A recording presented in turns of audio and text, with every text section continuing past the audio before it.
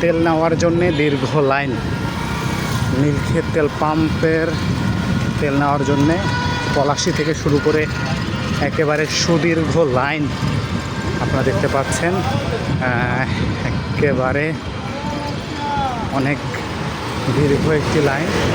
তারপরেও আসলে এনারা তেল পাম্প পর্যন্ত যেতে যেতে আসলেই তেল পাবেন কি না সেটাও একটা সন্দেহের বিষয়।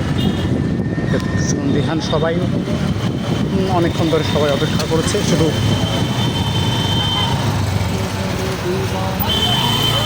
তবে কাঙ্ক্ষিত জ্বালানি সংগ্রহ করার জন্যে। আপনারা দেখতে পাচ্ছেন যে লাইন শেষ হয় না আসলে, অনেক দীর্ঘ একটি পথ পাড়ি দিতে হচ্ছে সবাইকে তেল নেওয়ার জন্য। আপনারা দেখতে পাচ্ছেন যে তেল শেষ হয়ে গেছে, তো তেল আসতে তো যায় না গাড়ি। তো সেটা হচ্ছে যে তারা তেল পাম্প পর্যন্ত নিয়ে যাবে, সেই জন্যে তারা ঠেলে ঠেলে নিয়ে যাচ্ছে।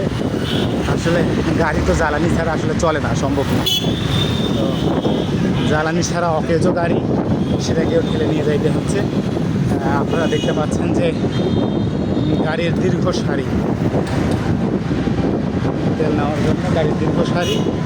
এখন দেখার বিষয় যে আসলে সবাই কাঙ্ক্ষিত তেল পায় কি না,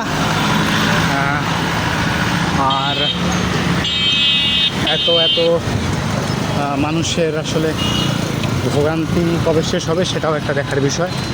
আপনারা দেখতে পাচ্ছেন যে গাড়ির সুদীর্ঘ লাইন একেবারে পলাশী প্রান্তর থেকে শুরু করে একদম নীলক্ষেত যেই তেল পাম্প সেই অবধি একেবারে পরিপূর্ণ জ্যাম।